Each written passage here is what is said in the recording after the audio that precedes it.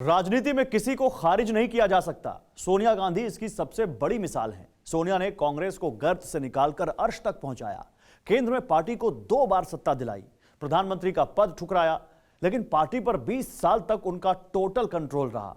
राहुल गांधी के एक्टिव होने के बाद भी सोनिया गांधी ने पार्टी पर पकड़ ढीली नहीं की। वही सिलसिलेवार चुनावी हार के बाद राहुल गांधी ने पार्टी लीड करने से मना कर दिया, जिसके बाद कांग्रेस कार्य समिति ने सोनिया गांधी से अगली व्यवस्था होने तक अंतरिम अध्यक्ष बने रहने की अपील की। कागज पर कांग्रेस सुप्रीमो सोनिया गांधी ही हैं, लेकिन पार्टी में लिए जा रहे फौरी फैसले उनके नहीं लगते। टेलीसीरीज के इस एपिसोड में देखिए आला कमान, रिस्की एस्केप।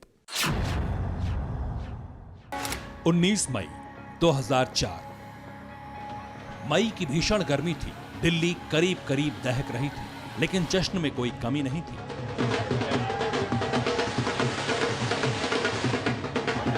दस साल बाद कांग्रेस के सत्ता से वनवास का सिलसिला टूट गया था।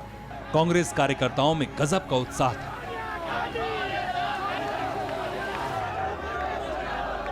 कांग्रेस नेताओं के चेहरों पर चमक थी। निगाहें संसद के सेंट्रल हॉल पर थी। अचानक एक ना के बाद संसद के सेंट्रल हॉल के अंदर जज्बातों के समंदर में सुनामी आ गई। बाहर सड़कों पर भी अजब मंजर पसर गया।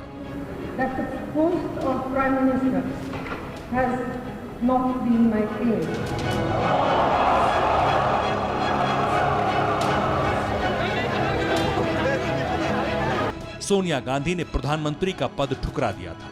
यह फैसला अंतर आत्मा की आवाज पर लिया गया था। सोनिया गांधी ने मनमोहन सिंह को देश का प्रधानमंत्री बनाया था। सोनिया गांधी के त्याग ने उन्हें राजनीति में कद्दावर बना दिया। सोनिया ने यूपीए का अध्यक्ष पद अपने पास रखा।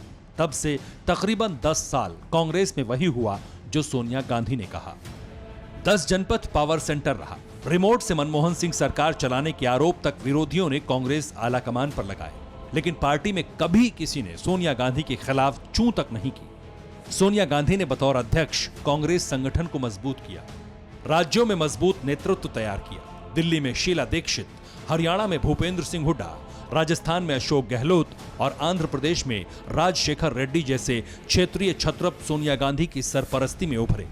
महाराष्ट्र में नेतृत्व का संकट जब आया, सोनिया गांधी ने पार्टी को उबारा, नए चेहरे पर दांव लगाए। दूसरी पारी में उन्होंने महाराष्ट्र और झारखंड में सहयोगियों के साथ मिलकर सरकार बनाई। इसके बावजूद उनके सामने सबसे बड़ा संकट यही खड़ा है कि पार्टी की कमान वो किसके हाथ में सौंपे। उन्होंने अपने सियासी वारिस के तौर पर अपने बेटे राहुल गांधी को पार्टी की कमान सौंपी थी, लेकिन उन्होंने 2019 के लोकसभा चुनाव के बाद पद छोड़ दिया, जिसके बाद सोनिया गांधी को दोबारा पार्टी की बागडोर अपने हाथों में लेनी पड़ी। सोनिया गांधी के अंतरिम अध्यक्ष बनने के बाद कांग्रेस ने महाराष्ट्र और झारखंड में सहयोगी दलों के साथ मिलकर सरकार बनाई। राहुल गांधी के हिस्से में मां जैसी कामयाबी गिनाने के लिए कुछ भी नहीं है। उनके अध्यक्ष बनने के बाद पार्टी रसातल में धंसती चली गई। पार्टी के भीतर विरोध के सुर बुलंद हुए। पंजाब कांग्रेस के हाल के झगड़े की जड़ कांग्रेस के युवराज को माना जा रहा है।